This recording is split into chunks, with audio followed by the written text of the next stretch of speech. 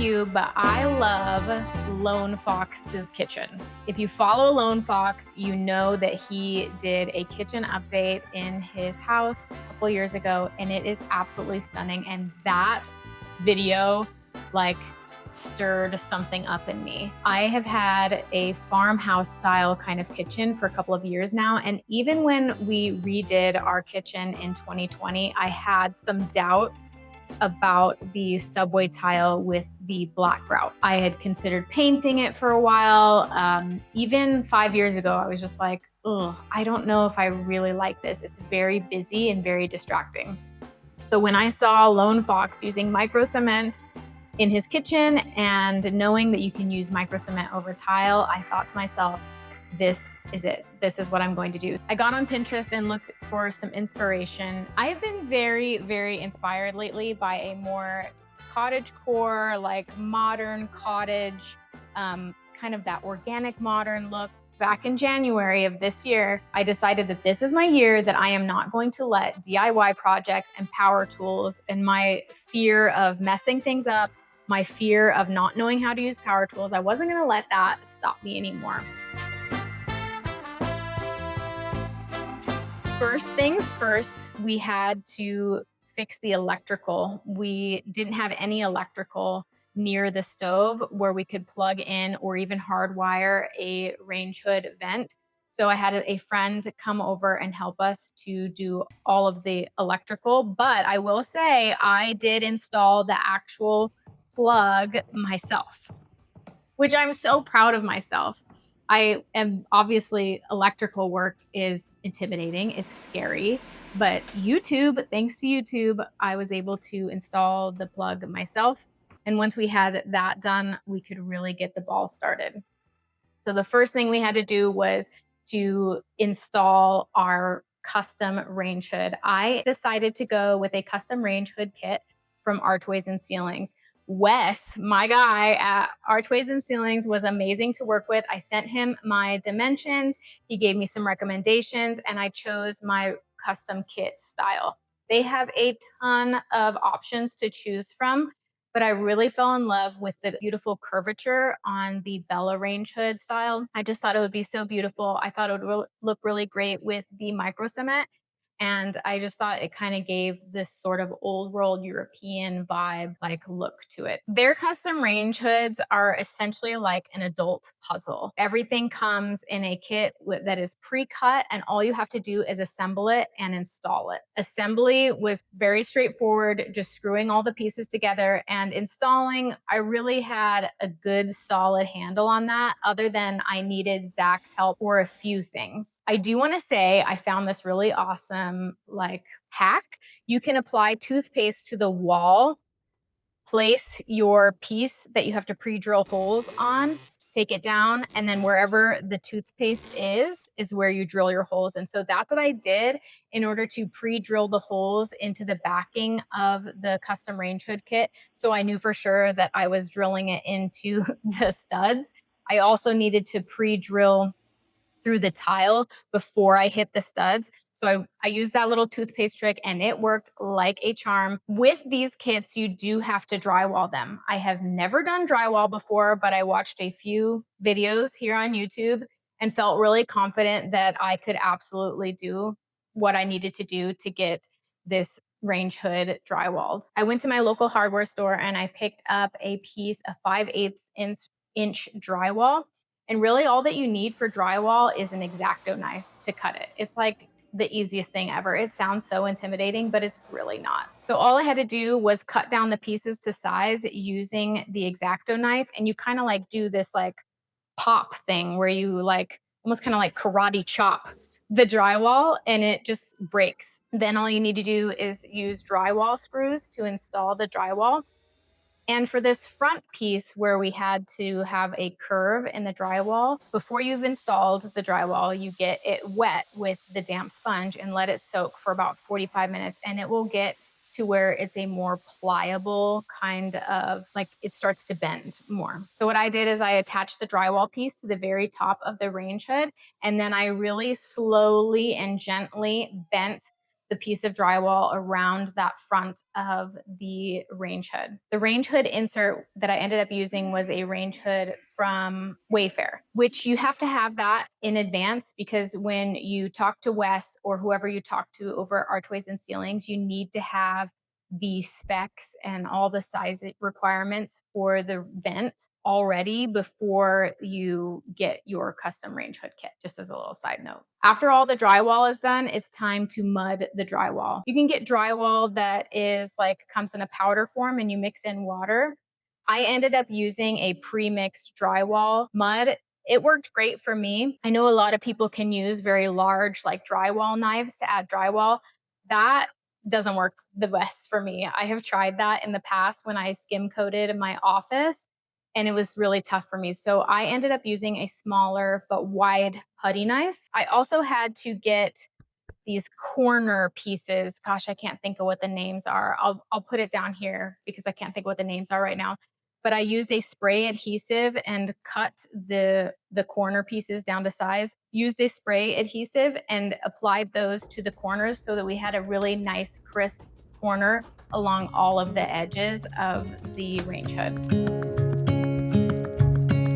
Okay, now for the fun part, the micro cement. I did my research and found out exactly where Lone Fox got his micro cement for his kitchen renovation, and it was from Meoded. I reached out to Meoded and they were so great. I ended up using their Concretta product, which is a tintable micro cement. They will let you pick essentially any color from, I think it was Benjamin Moore and Sherwin-Williams. If you have like a favorite color from either one of those brands, and maybe there was a few more, I can't quite remember right now.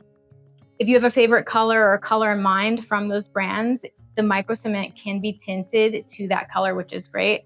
I decided to go for a color that's very similar to the walls in the rest of my house. Maybe I'm just not very adventurous, but I wanted it to be very light and just kind of more on the subtle side. So all you do is you mix it with the correct proportions of water. And I used a mixer attachment on my drill to just give it a good mix. And then you apply it with a trowel. Again, trowels, they're just tough for me. I feel like it's sloppier for me. So I would rather use a wide putty knife instead. So that's what I opted to use. So for my second coat, I decided to use the raw Concretta product in spots, and then almost kind of like lime washing, where it has like a lot of variety in the color and there's a lot of color variation. Then on like other parts of the wall, I did my tinted micro cement, if that makes sense, because I wanted it to have a bit more of color variation.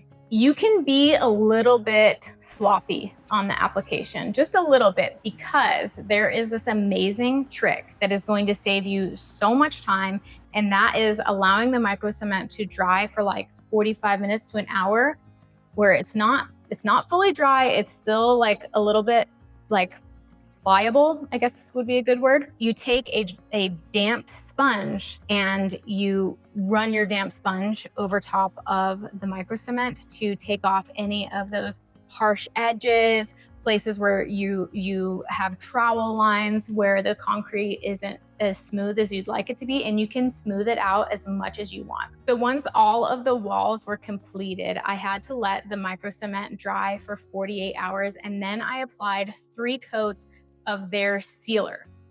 Now you guys, before you even comment below, like, good luck cleaning your walls, what are you gonna do with all those grease splatters?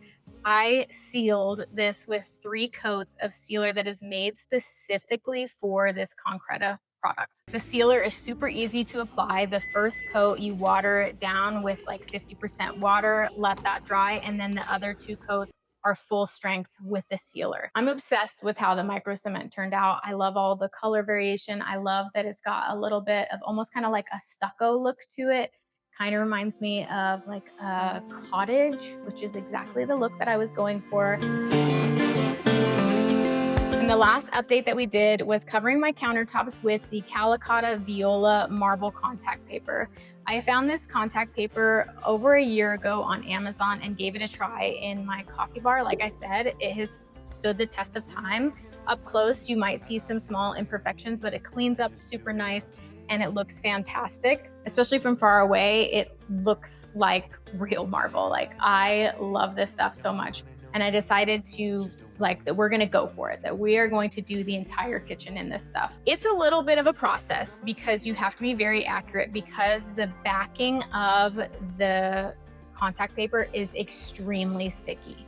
So you have to get it lined up really well ahead of time and then just go nice and slow, trying to get out as many of the air bubbles as you can. I did end up having to glue underneath, like underneath the countertops here. Maybe other people wouldn't have to, but because I have concrete countertops, the underside of my countertops is really rough, so it doesn't adhere. I had considered doing a little bit of caulking around the sink just to make sure that the contact paper held up okay. But then I kind of had second thoughts about that because if I decided I didn't like the contact paper, I didn't want to have to clean up a whole mess of scraping out any of the caulking after I took out the contact paper. So I decided not to do any caulking around the sink. And so there's no waterproofing around the sink at all. But I'm telling you, it's not budged. I do also want to add that I felt like the contact paper was a little bit too much of a cool tone. So I ended up using this glaze product it's like a really sheer, brown glaze. And I used a rag and I just kind of went in circles and applied it to give the contact paper just a little bit more depth. I cannot tell you how much I love this kitchen now. It is like my happy place. I am so proud of myself for all of these projects that I did. And if you are feeling like you want to do home projects in your home, but you're intimidated to use power tools, you're intimidated to mess things up, I'm telling you, you've got this. You can do this. 1,000% you can do this. I do have other projects that I would love to complete. So the kitchen, I would not say is completely done. I do have aspirations to put some faux styrofoam beams in here. I think that would be beautiful. There's a few companies out there that make really high quality styrofoam beams. So if that's you, I'm probably going to be reaching out to you soon. I also have aspirations to update our appliances to appliances that look more like old world, kind of more vintage style appliances. So if that's you, I might be reaching out to you as well. I'm thinking a Smeg fridge. Wouldn't that be so beautiful in here? I would die. I would love that. And one other project that I would like to do is to either paint the cabinets a warmer tone or to resurface the cabinets, where I've seen some videos and I think I could do it. You order new cabinet doors through a company and you also do new trim on your cabinets. But I think that one's going to take a lot of time and maybe I just need a little bit of a break from projects right now. But all in all, I would say I have made my modern cottage European vibes kitchen dream come true as best as I can on a budget and by myself. So what do you guys think? Do you love it? Tell me in the comments below. And thank you guys so much for watching this video. I appreciate you so much. I love you and I will see you soon. Bye.